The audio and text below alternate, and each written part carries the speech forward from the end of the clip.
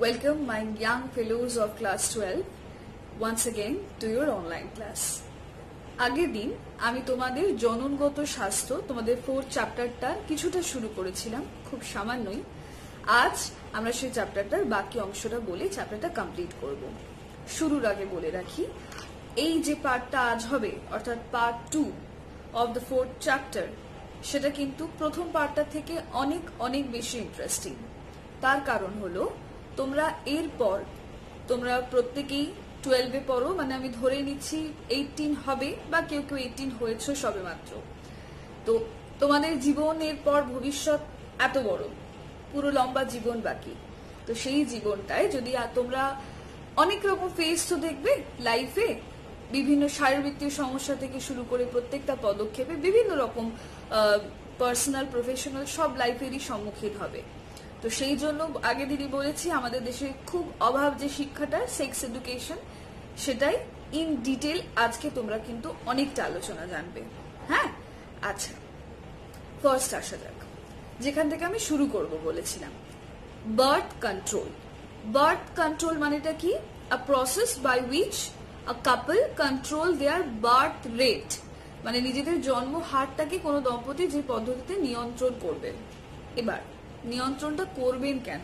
না, নিয়ন্ত্রণটা করবেন এই জন্য, তার কারণ আমি আগের দিনই বলেছিলাম যে প্রত্যেকটা দম্পতির নিজস্ব কিছু প্ল্যানিং থাকে, নিজস্ব কিছু প্রফর্মা থাকে। এখনকার দিনে মানুষজনের একটি বা অতিরিক্ত দুটি সন্তান, তার অধিক কিন্তু কারোর থাকে না। কোনো মধ্যবিত্ত পরিবারে সাধারণত আজকের দিনে থাকে না, থেকে থাকলে সেটা অন্য ব্যাপার, কিন্তু একটি বা দুটি, because all of our parents want to give us the best life, the best education, সমস্ত কিছুটা তারা সেরাটা দিতে চান। নিজেরা কম্প্রোমাইজ করলেও সন্তানকে কিন্তু কোনো একটা কিছু দিতে তারা কিন্তু দ্বিতীয়বার দ্বিধা বোধ করেন না। তখনও খেয়াল করে দেখবে বাবা মা কিন্তু কোনো কিছুতে আমাদের না বলেন না। সেটার অন্যতম কারণ they want to give us their best, একটাই কারণ। এবার তাহলে কন্ট্রোলটা যারা করবেন বা যারা কিনা কন্ট্রোল করে, সেটার কি কি পদ্ধতি আমরা একটু জেনে নিই। রিজনটা তো জানলাম। আচ্ছা, একটা হতে পারে খুব টেম্পোরারি একটা প্রসিডিওর, মানে অস্থায়ী, আর একটা হতে পারে স্থায়ী প্রসিডিওর, মানে যেটা একদম পার্মানেন্টলি হয়ে যাবে। প্রথমে অস্থায়ীগুলো বলি, অস্থায়ীগুলো তুলনামূলক সহজ, স্থায়ীগুলো একটু বোঝাতে হবে তোমাদের, তখন বলবো। অস্থায়ীর মধ্যে দেখো কি কি টাইপস রয়েছে। আমি তোমাদের বই দেখেই তোমাদের চার্টগুলো এক্সপ্লেন করছি, তোমরা নিজেদের বইটা খুলে বসে আমার পড়াটা আশা করি শুনছো, তো শোনো, বুঝতে পারবে। অস্থায়ী পদ্ধতির মধ্যে প্রথম যেটা রয়েছে সেটা হলো প্রাকৃতিক পদ্ধতি, মানে খুব নর্মাল, একদম বেসিক কিছু ন্যাচারাল যে পদ্ধতিগুলো হয়। তার মধ্যে ফার্স্ট ওয়ান হলো উইথড্রয়াল। উইথড্রয়াল মানে কি?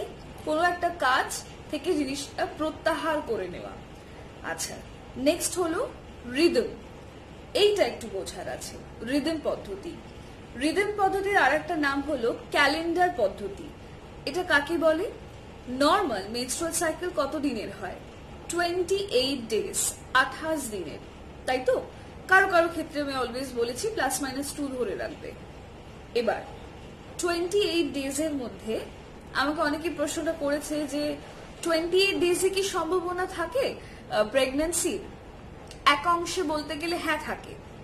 তার কারণ তুমি হয়তো ভাবছো যে আমার মেনস্ট্রুয়াল সাইকেলের ডেট অলমোস্ট, হয়তো বলছি ধরো কারো একটা কোনো মাসের 1 তারিখে, ধরো 1 সেপ্টেম্বর মেনস্ট্রুয়াল সাইকেল স্টার্ট হওয়ার কথা, বা 1 অগস্ট শুরু হওয়ার কথা ছিল, তো তার 30 জুলাইতে তো কোনো সম্ভাবনা রয়েছে, মানে সম্ভাবনা নেই, কারণ সে জানে, কারণ আমার নেক্সট দিনই মেনস্ট্রুয়াল সাইকেলের ডেট।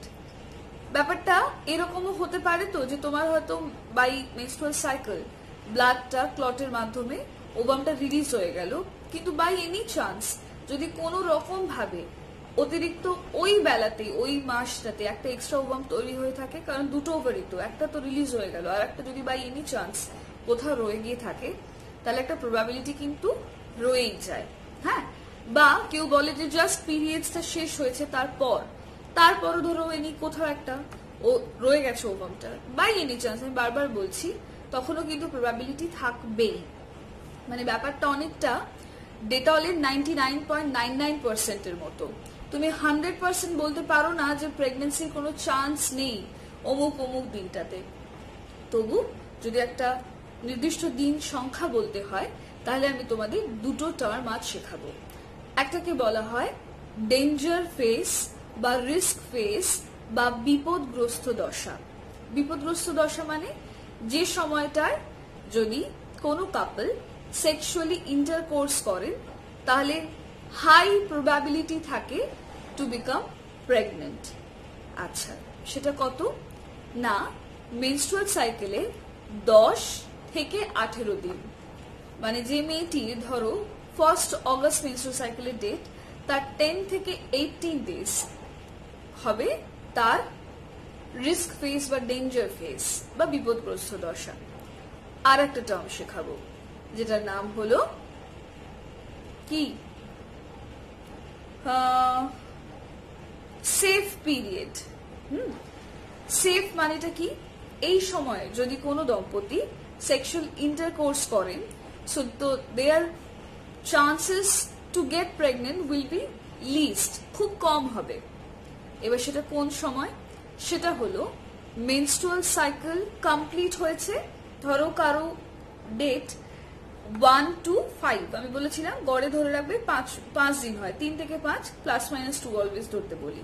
5 তারিখে কমপ্লিট হয়েছে, তাহলে তার 5 থেকে 10 এই মেনস্ট্রুয়াল সাইকেল কমপ্লিট হওয়ার পরের 5টা দিন সেফ টাইম। অর্থাৎ এই সময় ইন্টারকোর্স করলেও প্রবাবিলিটি টু কনসিভ বা প্রবাবিলিটি টু গেট প্রেগনেন্ট থাকবে না কিন্তু। আর হলো বিফোর মেনস্ট্রুয়াল সাইকেলটা শুরু হয়েছে তার আগের 10 দিন, মানে আমি যদি ধরে থাকি কোনো একটা মাস 30 দিনের আর সেই মেয়েটির 1 তারিখ হলো মাসের 1 তারিখ হলো পরের মাসের মেনস্ট্রুয়াল সাইকেলের ডেট, তাহলে তার 20 থেকে 30 এই টাইমটা হলো তার সেফ পিরিয়ড। কি বললাম, মেনস্ট্রুয়াল সাইকেল কমপ্লিট হওয়ার পরের 5 দিন, শুরু হওয়ার আগের 10 দিন, এটাকে জেনারেলি বলা হয় সেফ পিরিয়ড। মানে এই সময় সব থেকে সিকিউর একটা টাইম। তবু বলে দিচ্ছি there is nothing call permanent. তুমি 100% ওয়ারেন্টি কিন্তু দিতে পারো না, একটা চান্স একটা প্রবাবিলিটি কোথাও না কোথাও ইন দ্য হোল ইউনিভার্স রয়ে যায়। ওকে, আচ্ছা, কারণ আমি বলেইছি আমি তোমাদের অর্ধশিক্ষিত করতে চাই না, বললে পুরোটা বলবো নতুবা একটা অংশ স্কিপ করে দেব, সেটা তো করি না, বলে দিচ্ছি। তারপর বেসাল বডি টেম্পারেচার, প্রাকৃতিক পদ্ধতি 3rd পয়েন্ট। এটা কি, নর্মাল বডি টেম্পারেচার যখন ওভুলেশন হয় তখন একটু হলেও ডিক্রিজ করে, কত ম্যাক্সিমাম 1 ডিগ্রি ফারেনহাইট, তারপর আবার ইনক্রিজ করে যায়। তো সেই সময় একটা টেম্পারেচার মেপে দেখা যেতে পারে, যদিও ব্যাপারটা খুব একটা যুক্তিযুক্ত নয় তবু এটা হতে পারে। 4th হলো বিলিংস পদ্ধতি। ওয়েল, এটা একটু বোঝার আছে। বিলিংস বর্ণিত পদ্ধতিটা কি, বিলিংস মেথড বলছে দুটো পেপার নিতে, পেপার শিট, এবং ভাজাইনাল যে মিউকাসটা হয় সেটাকে একটা পেপারের মধ্যে নিতে, নিয়ে যদি তুমি পেপারটাকে দুটো পেপার আলাদা করতে সেরকম করে চাও, যদি দেখো মিউকাসটা একটা সরু থ্রেড লাইক স্ট্রাকচার তৈরি করছে, সুতরাং বুঝতে হবে ওভুলেশন হয়ে গেছে। তো সেই সময় টাইমিংটা তাহলে তুমি বুঝে নিয়ে তারপর বাকি কাজ করো। আর কি একটা ল্যাকটেশন অমেনোরিয়া, মানেটা কি, ল্যাকটেশন মানে দুগ্ধক্ষরণ। সদ্যজাত একজন মা তার আগামী 6 মাস কিন্তু chances of probability two get pregnant ভীষণ লো হয়, কারণ ওই সময় ল্যাকটেশন হতে থাকে এবং মায়ের ওই সময় কোনো রকম ভাবেই সেক্সুয়াল ইন্টারকোর্স থেকে শুরু করে বাকি কনসিভ করার প্রবাবিলিটি খুব কম থাকে। তাহলে এগুলো প্রত্যেকটা প্রাকৃতিক পদ্ধতি ডিসকাস করলাম। এবার আসো কিছু বাধা দানকারী পদ্ধতি বলেছে, রাসায়নিক পদ্ধতি, ভৌত পদ্ধতির মধ্যে কতগুলো ডিভাইসের নাম বলেছে, সেটা মেল ফিমেল দুজনের ক্ষেত্রে। তার মধ্যে তোমরা অবশ্যই জানো সার্ভিক্যাল ক্যাপ, ফিমেল কন্ডম বা যেটাকে বলা হয় ফেমিডোম। আচ্ছা, মেল বডিরও তো ডেফিনেটলি তোমরা জানো। সার্ভিক্যাল ক্যাপের আর একটা নাম ডায়াফ্রাম। এগুলোকে কোথায় প্রতিস্থাপিত করা হয় না, ভাজাইনাল যে রিজিয়নটা সেই জায়গাটায়, বা মেনস্ট্রুয়ালের ক্ষেত্রে মানে মেনদের ক্ষেত্রে, পুরুষদের ক্ষেত্রে তাদের যোনি, তাদের শিশ্ন বা যেটাকে পেনিস বলা হয়, গ্লান্স পেনিসের ওপর অংশটাতে সেখানে প্রতিস্থাপন করা হয়। আর মানে দে হ্যাভ টু ওয়্যার ইট, ফেমিডোমো সেটাই, ফিমেল কন্ডমকে বলা হয় ডায়াফ্রাম বা সার্ভিক্যাল ক্যাপ, এটা ডাবল টিক দেবে। আর হলো ভাজাইনাল স্পঞ্জ। আচ্ছা, তো এইগুলো কি মানে this are just kind of একটা আবরণ, মানে জাস্ট লাইক আ মাস্ক। তুমি মাস্ক পরলে যেরকম তোমার বাইরে বায়ুমণ্ডলের যে ভাইরাসটা ঘুরে বেড়াচ্ছে তোমার দেহে প্রবেশ করতে পারবে না, ইটস জাস্ট লাইক দ্যাট। তুমি যতক্ষণ মাস্কটা কভার করে রয়েছো তো এরকম প্রোটেকশন গুলো নেওয়া থাকলে কি হবে, মেল বডি থেকে যে স্পার্মটা অর্থাৎ সিমেন্টটা যেটার মধ্যে আর কি স্পার্ম রয়েছে সেটা ফিমেল বডিতে রিলিজ হতে পারবে না। কি বললাম, মেল বডি থেকে ডিউরিং সেক্সুয়াল ইন্টারকোর্স ফিমেল বডিতে রিলিজ হতে পারবে না। কেমন, তাও বলে দিই, চান্সেস অফ প্রবাবিলিটি কিন্তু এখানে হাই, কমপ্লিট ইনহিবিশন হবে এরকম কোনো মানে নেই, তবে জেনারেলি চান্সেস অফ প্রবাবিলিটি কিন্তু টু প্রিভেন্ট হাই।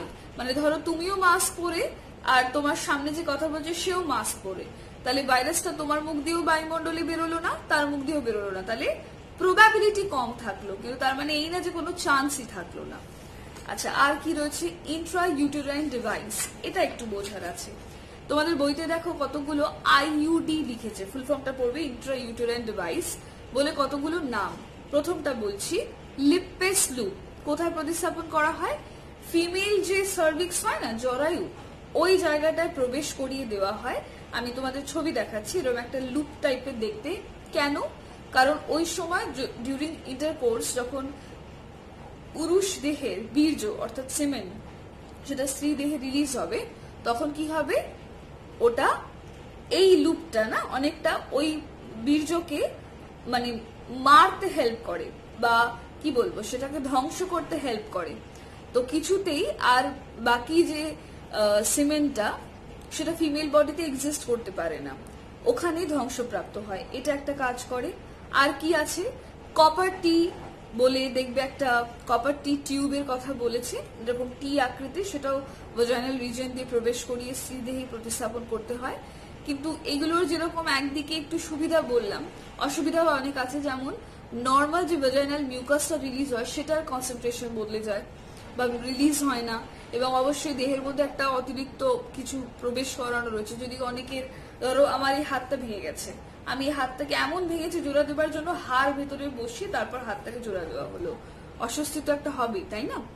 তো আর কি হতে পারে, খুব ইরিটেশন হয়, খুব পেইন হয়, ব্লাড ও হতে পারে, ব্লাড রিলিজ হলো, ম্যাক্সিমাম খুব খারাপটা মনে করলে হতে পারে কি স্টেরিলিটি, বন্ধ্যাত্ব। আচ্ছা, এছাড়াও হরমোন ঘটিত পদ্ধতির মাধ্যমে কিছু কন্ট্রাসেপটিভ পিলস এর কথা রয়েছে। কন্ট্রাসেপটিভ পিলসটা মূলত তৈরি হয় ইস্ট্রোজেন আর প্রজেস্টেরন হরমোন দিয়ে, যেটা কি করে ওই যে নিষেকটা হয় মানে রোপণ যেটা বা নিষেক যেটা, ওই স্টেপটাতেই বাধা দিয়ে দেয়। মানে কোনোভাবে যদি স্পার্মটা ওভামকে ফিউজও করে ফেলে থাকে, সঙ্গে সঙ্গে কন্ট্রাসেপটিভ পিলটা নেওয়ার ফলে উইদিন 72 আওয়ার্স ওগুলো কাজ করে। প্রজেস্টেরন আর ইস্ট্রোজেনের সংমিশ্রিত যে পিল, যে বড়িটা তারা খায় মানে মহিলারা, সেটা কি করে না নিষেক ঘটেও যদি যায় রোপণ হতে দেয় না। কেমন, আর একটা হলো লাস্ট হরমোন ঘটিত পদ্ধতি বা ইনজেকশনস। এবার আসো তোমাদের বলবো কিছু স্থায়ী পদ্ধতি সম্পর্কে। এই তিনটে আমাকে একটু ছবি দেখে বোঝাতে হবে। ওকে, এবার আমি তোমাদের পার্মানেন্ট প্রসিডিউরের মধ্যে তিনটে প্রসিডিউর এখানে ডিসকাস করব। প্রথমটা হলো ভ্যাসেকটমি। আচ্ছা, এটা প্রথম জানতে হবে কাদের দেহে হয়, স্ট্রিক্টলি পুরুষের দেহে।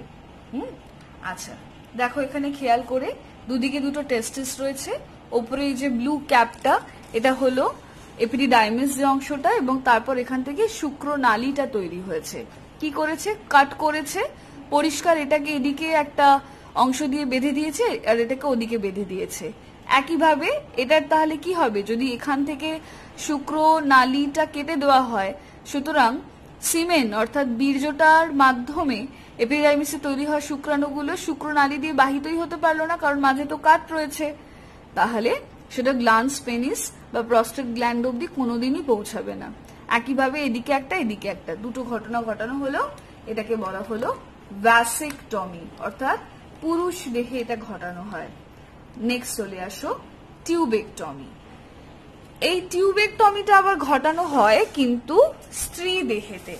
আচ্ছা, কি হয়, ফ্যালোপিয়ান নালীর নাম নিশ্চয়ই তোমাদের মনে রয়েছে।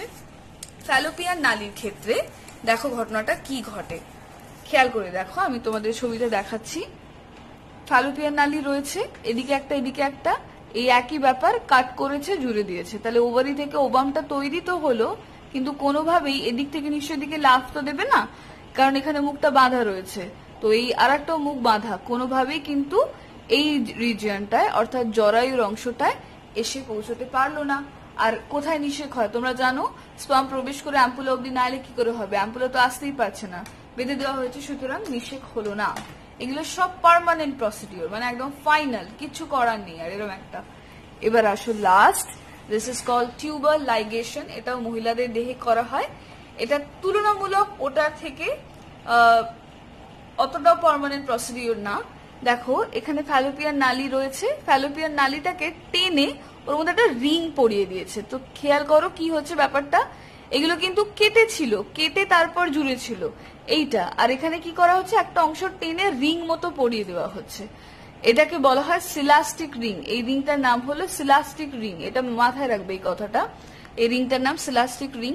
এই রিংটা প্রবেশ করলে মানে করালে কি হবে না, এইভাবে এটা অন্তত পক্ষে অনেক বছরই যায়, এবং যদি প্রয়োজন বোধ হয় রিংটা কিন্তু খুলেও নেওয়া যায়, যদিও সেটা অত্যন্ত একটা ক্রিটিক্যাল প্রসিডিওর, তবু এই পদ্ধতিটাকে বলা হয় টিউবাল, মানে টিউবটাকে লাইগেট, মানে দুটোকে জুড়ে দেওয়া হয়েছে, that is why this is called tubal ligation. আশা করি বুঝতে পারবে সবাই। আচ্ছা, আশা করি বুঝতে পেরেছো পুরোটা। এবার এই তিনটে প্রসিডিওরের সুবিধা আর অসুবিধা খুব ভালো করে পড়বে। আর একটা কথা, সিলাস্টিক রিং যেটা বললাম, সিলাস্টিক রিংটা সম্পর্কে একটু পড়ো। আর একবার বলে দিচ্ছি আমি, এটা হলো টিউবাল লাইগেশন পদ্ধতিতে ব্যবহার করা হয়। ব্যাপারটা কিরকম, ধরো বলছি আমার হাতের কাছে কোনো তার নেই, তার থাকলে সুবিধা হতো, এরকম একটা পেপার মতো জিনিস রয়েছে, আমি সেটা দেখাচ্ছি। দেখো, ধরো এটা হলো ফ্যালোপিয়ান নালী, এর একটা অংশ কিরকম টেনে এই অংশটাকে ধরো এরকম উপর দিকে তুলে নেওয়া হলো। তুলে কি করছে, এই অংশটাতে জোর করে একটা রিং পরিয়ে দিল, তাহলে এখানটা আটকে গেল, বাকিটা নর্মাল। তাহলে ডিম্বাণুর পক্ষে কি এখান দিয়ে উঠে ওপর দিয়ে নেমে এদিকে যাওয়া সম্ভব? তা তো না, অশ্বপ্রাকৃতি হ্রদের মতো ওপর দিকে উঠে রয়েছে। তাহলে সেক্ষেত্রে এটা কি হবে, লাইগেশন। হ্যাঁ, আচ্ছা, এই হলো প্রসিডিওর। এবার এটা এই প্রক্রিয়ার বলছে নিশ্চিত রূপে, হ্যাঁ মানে এটা কিন্তু কোন রকম দেখবে অনেক সময় কথাটা বলে লাইগেশন, এটা কিন্তু পার্মানেন্ট প্রসিডিওরের মধ্যেই একটা। আচ্ছা, আর সিলাস্টিক রিংটা কি দিয়ে তৈরি হয়, সিলিকন জাতীয় রাবার, সিলিকন রাবার জাতীয় একটা মেটেরিয়াল দিয়ে তৈরি হয়। এবার গর্ভপাতের কি কি পদ্ধতি হয়, এমটিপি যেটাকে বলা হয়, বা বলা হয় মেডিকেল টার্মিনেশন অফ প্রেগন্যান্সি, কি করে হতে পারে? এক তো বললাম যেটা অবভিয়াসলি রেস্ট্রিক্ট করা যেতে পারে কন্ট্রাসেপটিভ পিল দিয়ে, একটা হতে পারে কি না প্রোস্টাগ্ল্যান্ডিন প্রয়োগ করে, মানে হরমোন এর ইনজেকশন দিয়ে বা হরমোন ওই জায়গাটাতে প্রবেশ করিয়ে কি করা যেতে পারে, গর্ভপাত ঘটানো যেতে পারে। সেক্ষেত্রে দেখবে প্রোস্টাগ্ল্যান্ডিনের সঙ্গে আর এক রকমের একটা রাসায়নিক পদ্ধতি দেওয়া হয়, যেটার নাম হলো মিসোপ্রোস্টল। মিসোপ্রোস্টল নামটা মনে রাখবে, না থাকলে আন্ডারলাইন করবে, থেকে থাকলে আন্ডারলাইন করবে, না থাকলে লিখে নেবে। একটা নাম মিসোপ্রোস্টল আর একটা নাম মিফোপ্রিস্টোন। কেমন, দুটো নাম বললাম, দুটোই কিন্তু একটা প্রজেস্টেরন একটা অ্যান্টি প্রজেস্টেরন, দুটোর সংমিশ্রণ। আর কি হতে পারে, ভ্যাকুয়াম অ্যাসপিরেশন, গর্ভপাত ঘটানোর জন্য এরকম অ্যাসপিরেটর নামক একটা দিয়ে আর কি সাকশন পাম্পের সাহায্যে করা হয়। আচ্ছা, আর কি বলছে, আর একটা হলো সার্ভিক্সের প্রসারণ, মানে জরায়ুর অংশটাকে এরকম প্রসারিত করে তারপর তার ভেতর থেকে যে গর্ভজাত সন্তান রয়েছে, মানে ভ্রূণটা যতটুকু বড় হয়েছে সেটাকে বাইরে বের করা হয়। এর মধ্যে একটা কথা বলে রাখি, সমস্ত দেশে না এই এমটিপি মেডিকেল টার্মিনেশন বা যেটাকে বলা হয় অ্যাবর্শন লিগাল না। কিছু দেশে লিগাল, বাকি সমস্ত দেশে কিন্তু নয়। যেমন আমাদের দেশে দেখে যে আদৌ কি কোনো রিজন রয়েছে, কি রিজন দেখে, বাচ্চা অসুস্থ কিনা, বা মা সেই সন্তানকে চাইছেন না, কেন চাইছেন না, তার তো একটা প্রপার রিজন থাকবে, বা মা আর সন্তান দুজনের মধ্যে জীবনে টানাপোড়ান দেখা দিচ্ছে, সেক্ষেত্রে ভাবা যেতে পারে, মানে you have to show a particular cause, একটা র্যান্ডম কিছু বলে দিলে কিন্তু হবে না। তো এগুলো হলো গর্ভপাতের কারণ, প্রত্যেকটা খুব ভালো করে পড়বে।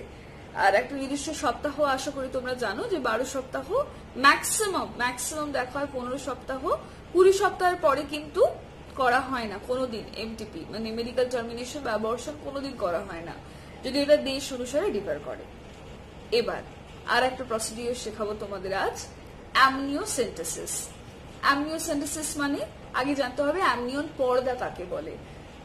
ভ্রূণ যে জায়গাটায় থাকে মাতৃগর্ভে তাকে না একটা পর্দা বেষ্টন করে থাকে চারপাশ থেকে, সেই পর্দাটার নাম হলো অ্যামনিওটিক পর্দা। ভ্রূণ যখন মোটামুটি 4 বা 8 সপ্তাহের হয়ে যায় তখন ধীরে ধীরে কোথায় যেতে হয়, হসপিটালে। মোটামুটি 4 বা 8 না, সরি, ওটা 4 মাস হবে।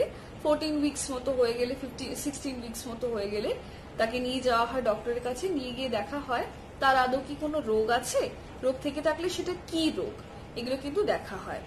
তো কি করা হয় না, ইনজেকশনের মাধ্যমে ওই অ্যামনিওটিক পর্দাটা ঘিরে রয়েছে যে অংশটা, তার ভিতরে যে তরলটা সেটার নাম হলো অ্যামনিওটিক তরল বা অ্যামনিওটিক ফ্লুইড। সেই ফ্লুইডটাকে কালেক্ট করা হয়। কালেক্ট করে ওই যে কালেক্টেড ফ্লুইডটা সেটাকে নিয়ে বিভিন্ন টেস্ট করা হয়। কি টেস্ট করা হয়, ভ্রূণটার রক্ত ঠিকঠাক চলাচল করছে কিনা, ভ্রূণের ক্রোমোজোম প্রত্যেকটা ঠিকঠাক আছে কিনা, ভ্রূণের শারীরতত্ত্ব সবটা বিচার করা যায় অ্যামনিওটিক তরল দিয়ে। তাহলে কি পড়বে, অ্যামনিওসেন্টেসিস কাকে বলে, এটার পদ্ধতি। ইনফ্যাক্ট যে ইউএসজি করা হয় মানে আল্ট্রাসোনোগ্রাফি, তৎক্ষণাৎ কিন্তু অনেকের অ্যামনিওসেন্টেসিসও করা হয়। এবং যদি মনে করে যে না এই সন্তানটা খুব একটা সুস্থ না, ধরো বলা হলো বাচ্চাটার দেখা গেল হয়তো ডাউন সিনড্রোম রয়েছে, তাহলে সেরকম সন্তানকে তো পৃথিবীতে এনে লাভ নেই, সেক্ষেত্রে কিন্তু এমটিপি করা হয়, মানে মেডিকেল টার্মিনেশন। কেমন? তো এই হলো ব্যাপার। পদ্ধতিটা একটু পড়বে, আমি একটু বুঝিয়ে দিচ্ছি। প্রথমেটা হলো আল্ট্রাসোনোগ্রাফি করা হয়, তারপর অ্যামনিওটিক ফ্লুইডটাকে কালেক্ট করা হলো। কালেক্ট করে বা সেটা সেন্ট্রিফিউগেশন করা হয়, মানে অনেকটা মিক্সারে যেমনি করে তোমরা দেখবে মায়েরা জিনিস বাটেন, ভারী জিনিসগুলো নিচে থিতিয়ে পড়ে, ওপরে একদম পাতলা জিনিসগুলো শুধু ভেসে ওঠে, জলের মতো অংশটা, ভারীগুলো কিন্তু নিচে থিতিয়ে পড়ে সেটা। এবং তারপর সেটাকে বায়োকেমিক্যাল ল্যাবে নিয়ে গিয়ে সেগুলোকে ডিসকার্ড করে দেখতে হয় যে কোনটার কি কি কি রয়েছে ক্যারেক্টার্স, এবং আলটিমেটলি এক একটা কোষকে নিয়ে কালচার করে সংখ্যাটা বাড়িয়ে দেখা হয়, আলাদা আলাদা টেস্ট করা হয়, ব্লাড টেস্ট থেকে শুরু করে ক্রোমোজোমাল টেস্ট সবকিছু টেস্ট করা হয়। এবং তারপর গিয়ে যদি নর্মাল দেখা যায় তো বাচ্চাটা is okay, very good, thumbs up. যদি না দেখা হয় সেক্ষেত্রে একটা অসুস্থ সন্তানকে তো কেউ পৃথিবীতে আনতে চান না, টার্মিনেট করিয়ে দেন। আচ্ছা, বন্ধ্যাত্ব তারপরের টপিক। এটার প্রত্যেকটার পদ্ধতি পড়বে, তাৎপর্য পড়বে অ্যামনিওসেন্টেসিসের। বন্ধ্যাত্ব বিভিন্ন বিভিন্ন রিজনে হতে পারে।